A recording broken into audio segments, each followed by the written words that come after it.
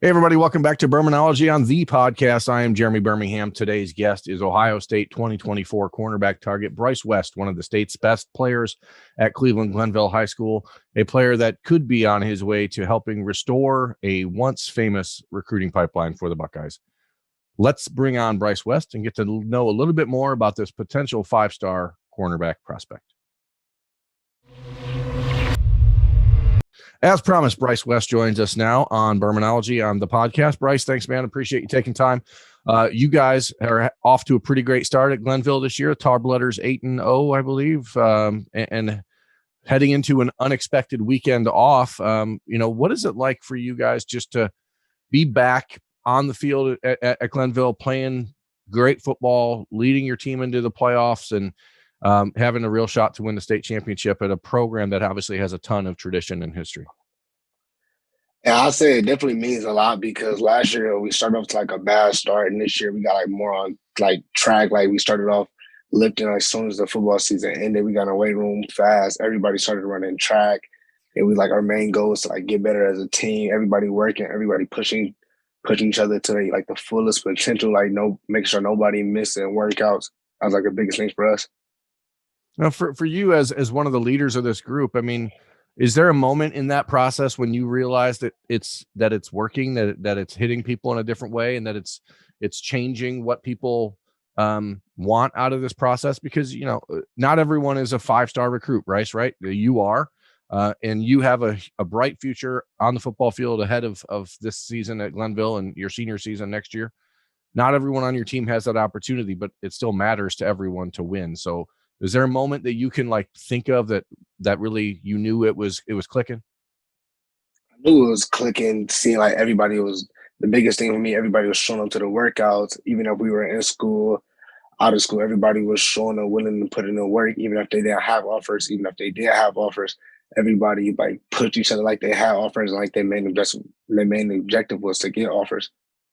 You obviously are a kid that has grown up in the Cleveland area, very close with Ted Ginn Sr. and his family as you were younger. How cool is it for you to be able to do this in the Tarbletters uniform, that you grew up idolizing guys in that same uniform? It played a big part because like being around that system since I was 6, then now I've like already went to like the youth football teams all the way up to I was 14. Then I finally hit high school.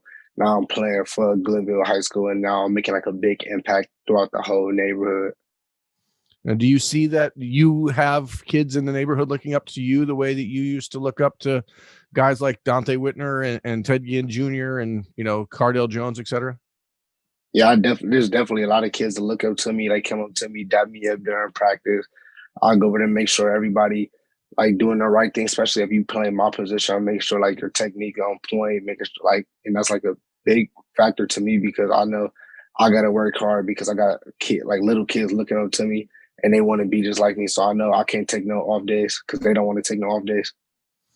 For those of people watching that don't know, Bryce is a cornerback at Glenville, one of the country's top-ranked defensive back prospects. It's a program that Ohio State, just the names I just mentioned, are only a sample of the guys that have come to Columbus through Glenville High School. Bryce was not committed yet, but Arvell Reese, one of your teammates and a 2023 linebacker, is committed to Ohio State. The first time a Tarbletter has been committed to Ohio State since the class of 2014, so nine recruiting cycles. How neat is it to just see all this coming back together, and what is the vibe around the program now as opposed to, like, let's say 5 years ago? I mean, you've been around it. I know you haven't been in it that long, but you've been around it. It definitely brought back like a lot of buzz seeing that Arvell was committed because you were like a lot of people wouldn't think the pipeline would come back just like that. But then you got players like me, Arvell, and Demarion to get an offer from Ohio State, and then Arvell committed. That's like a big thing. And like everybody, you could just tell like that was like a big factor, like because it's like crazy. The whole neighborhood, we got like the whole neighborhood. It's like they're just happy because like Glenville football is back. Demarion Witten, the other guy you mentioned, a tight end for the Tarbletters, a 2024 prospect like yourself. You went on Twitter about 2 weeks ago and you said, my recruitment is wide open, right? And everyone assumes, Bryce, and we can talk about it openly, that you're going to end up at Ohio State. how hard is it as a recruit to go through this process to not commit to a school that you grew up loving and a school that has offered you and a school that you have very good relationships with? How hard is it to say, I need to wait, I need to slow down just so I can make sure I see everything? It's definitely a hard process because I get to talk to the coaches every day. But like the biggest thing to me, I don't try to like let it get to my head because I know I got more stuff to work on, and I'm always willing to like slow down because when it's time for that time, I want to always want to make the right choice. How are your relationships? I know Tony Alford does a lot of the recruiting up there at Glenville for Ohio State, but obviously as a cornerback, you're being recruited by Tim Walton. You're talking to Perry Eliano as well, Ryan Day. What is it about this Ohio State staff? And it's especially different on the defensive side of the ball because there are 3 new defensive coaches. How challenging has this year been for you to get to know these guys? And what would you say stands out about your relationship with the Ohio State staff right now?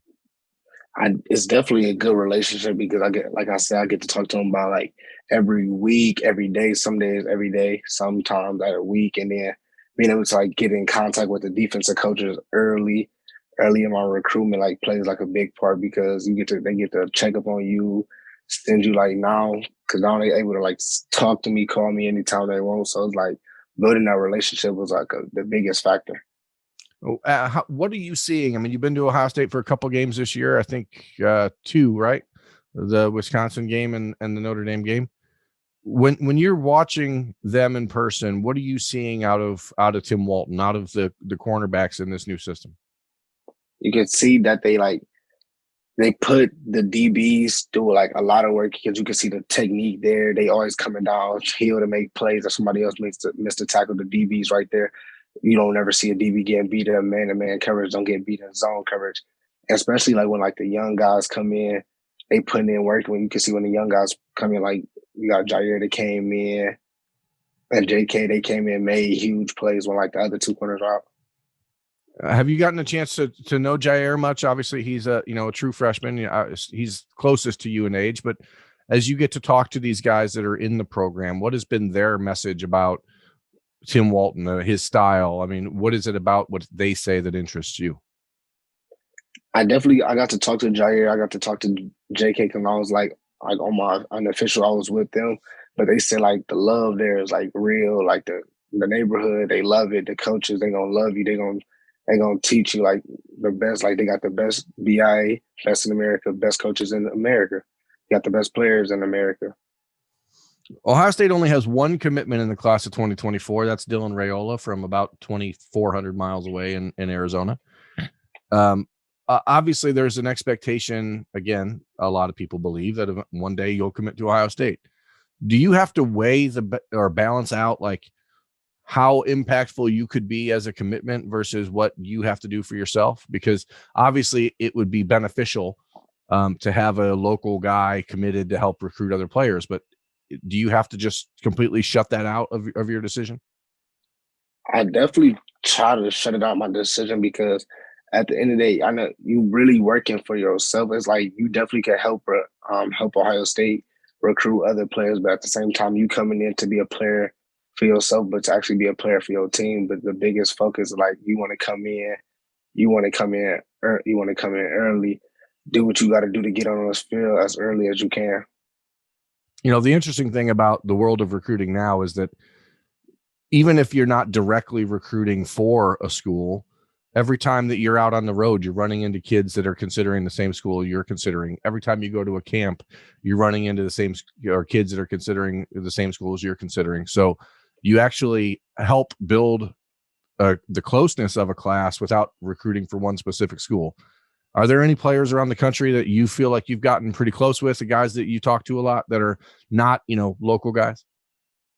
Yeah, I've definitely gotten close with like a few of the recruits across the country. Like got to talk to them in like group chats and things, and I got to talk to them in person.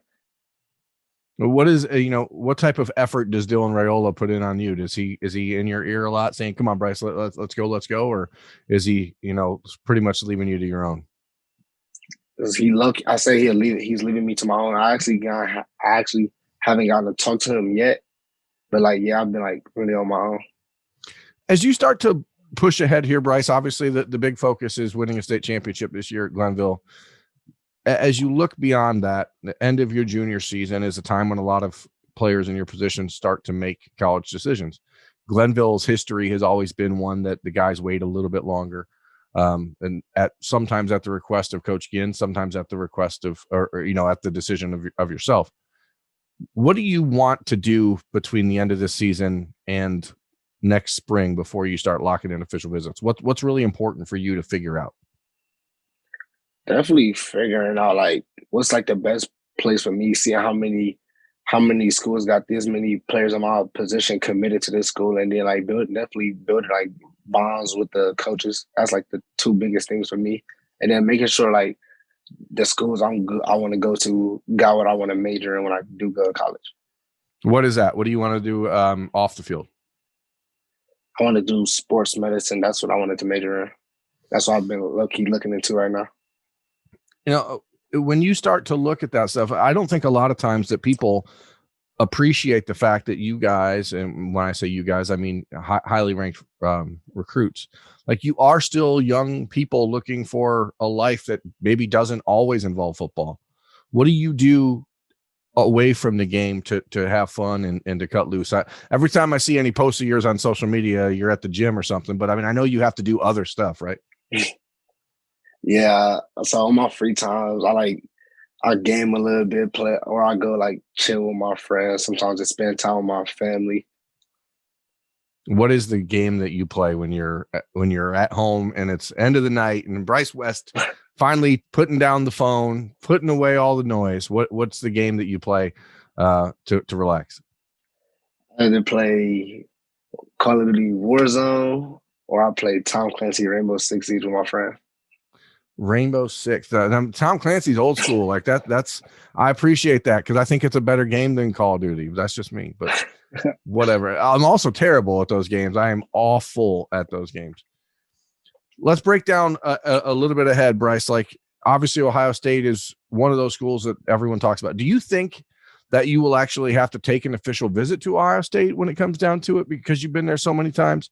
Or do you think that it's more likely you'll use those around the country where you may not otherwise have a chance to get to? I think I actually use them to like get around the country because, like you said, I've been to Ohio State many, many times, and I've seen like the things I like. So I definitely like want to get around the country, see what else there is to offer.